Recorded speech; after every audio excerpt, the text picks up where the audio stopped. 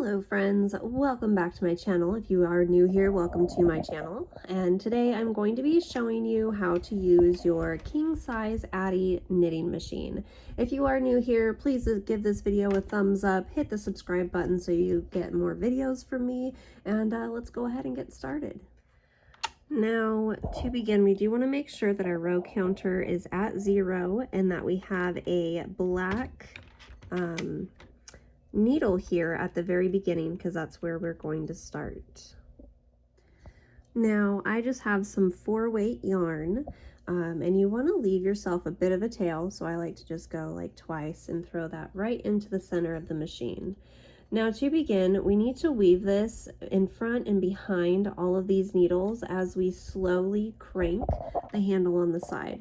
So this is something that I found to be the tricky part in the beginning, is getting those two to coincide and just go at a nice, slow, even pace. So I'm going to get a little bit closer up so that you can see how I do this. Now I always begin placing my yarn underneath our first needle, and we really want to make sure that that one's going to get hooked. So I'm going to crank my handle just a little bit. Now we're going to go behind the next black needle, and as we slowly crank, we're going to go in front of this next one. So we're just going to slowly do that again, behind and in front, behind and in front. Now, if this is your first time, just go very slowly. I'm going to get at a different angle so you can see a little better. Okay, guys, so behind and in front, behind, in front, behind, in front. And we just want to do this all the way around our machine. Now, this part's going to be tricky, so again, don't go fast. If you're new to this, just take your time, go slow, all the way around. Oops, I got a dog hair in there. Making sure that you are just cranking your handle nice and slow, going back and forth all the way through. Now you should end with your needle, you should end with your needle being on the back side, because we started at the beginning with the black.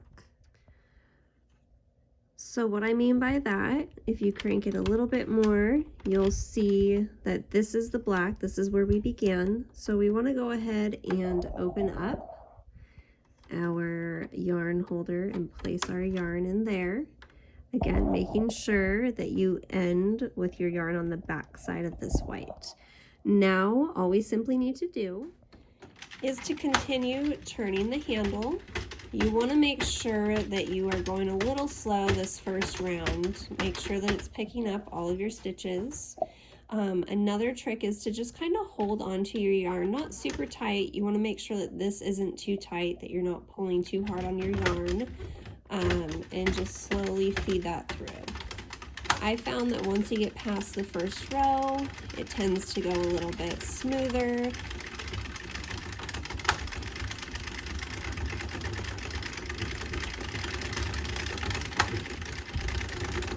And then we want to continue to do this for a total of 120 rows. So we're at row 5 now. So just go ahead and continue to do this for 120 rows, making sure that you're not dropping any stitches.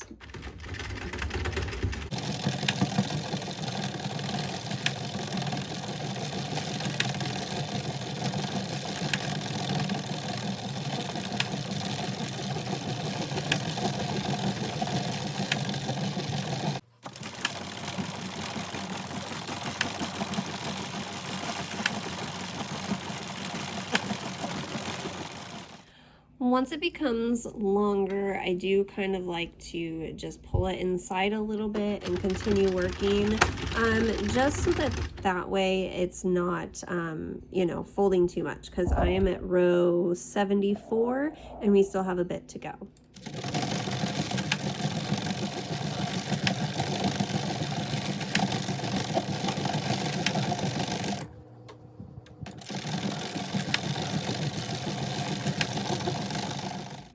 All right, so I have completed 120 rows. So now what we need to do is fasten off. So go ahead and grab a tapestry needle and a pair of scissors. Now we want to leave ourselves quite a bit of a tail here to sew in, and go ahead and cut off. All right, so from this point I'm going to go get a little closer. Now what we want to do is we want to pull our yarn out, and we can have the very last one, we're going to have that be where we go down. Okay, so now we have our string coming up from here, and we're going to need to pull off the rest of our stitches. So let's go ahead and thread our tapestry needle. I'm going to get a little close. We're going to zoom in, and we're going to start on this stitch right here, and we're going to start cranking very slowly.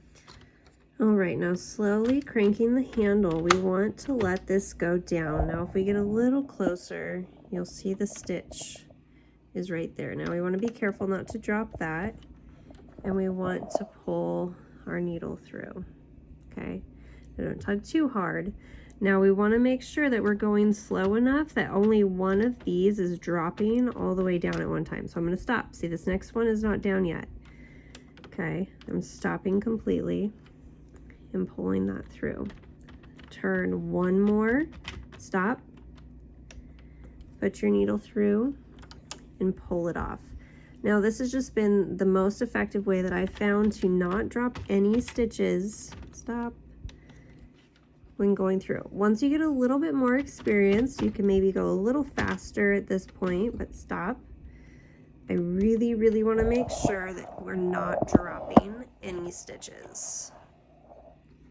So I'll back away just a little bit more. Not so much of a close-up. Stop. Pull it through. Now continue to do that all the way around.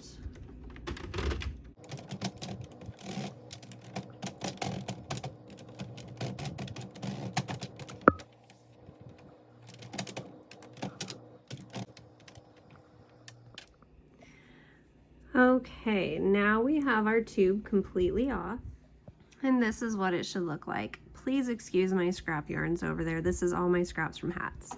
Okay, so we still have our needle on here. We can pull this tight a little bit, but I do like to go through and just stretch it out a little bit. So we're gonna go ahead and pull that tight, just like that. Okay, so now we have two tubes to our part, or two ends to our hat. So we have the portion that we just tightened up, and we have the one that's opened. So what I like to do is stick my hand through to the other side that we just closed off, and I like to just put my needle straight through there and grab onto it and pull it through to the other side, because what we want to do is actually pull this tube inside of itself, just like that. As you see, we have the closed part and then the part that we have not closed off yet. So now all we need to do is tighten up this other side, just like this. Make sure that the edges are not folding like in on themselves when you're tightening. And also make sure that the other side is lined up nice and good. And then I like to tie these two together once I get this nice and good. I'm going to tie these. Now, normally you can go ahead and just sew in your ends and hide them. I have some pom-poms showing up later today, and I actually want to leave the ends on here so that I can sew it in. All right, guys, so this is how my hat turned out. You just go ahead and fold it at the brim, and there you have it. I'm going to go ahead and add a pom-pom onto this. I have some showing up in the mail today, but I hope you guys enjoyed today's tutorial. I hope you give me a thumbs up, give me a comment down below, let me know what you thought, and subscribe to my channel. Thanks, everybody.